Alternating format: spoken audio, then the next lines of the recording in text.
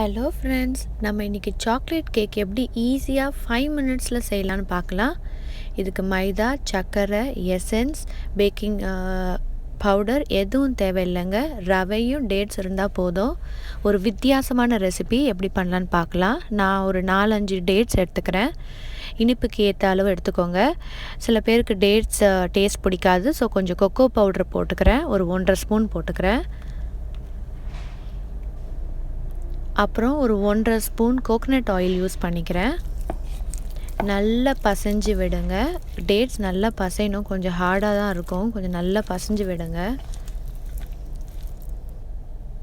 அதுக்கப்புறம் 4 ஸ்பூன் ரவை எடுத்துக்கிறேன். வறுத்த ரவை இல்லைங்க, ஆர்டினரி ரவையே போதும்.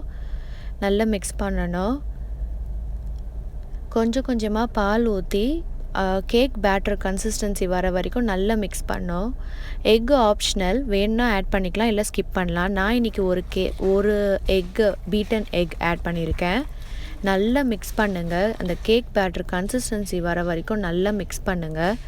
தண்ணியாகவும் இருக்கக்கூடாது, திக்காகவும் இருக்கக்கூடாது. பர்ஃபெக்டாக இருக்கணும் அந்த கன்சிஸ்டன்சி. இதோ இந்த மாதிரி இருந்தால் கரெக்டாக இருக்கும்.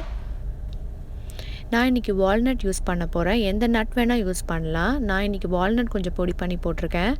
அப்புறம் நம்ம அவனில் எந்த பாத்திரம் வைக்க போகிறோமோ அதை க்ரீஸ் பண்ணிவிட்டு அதில் பேட்டர் ஊற்றிடுங்க. நான் இன்றைக்கி மைக்ரோவேவ் அவன்லேயே செய்ய போகிறேங்க. என் அவனில் 3 மினிட்ஸில் பேக் ஆகிடும். ஒவ்வொரு அவனும் மாறும். ஸோ உங்கள் அவன் எவ்வளோ நேரம் எடுத்துக்கோன்னு செக் பண்ணிக்கோங்க.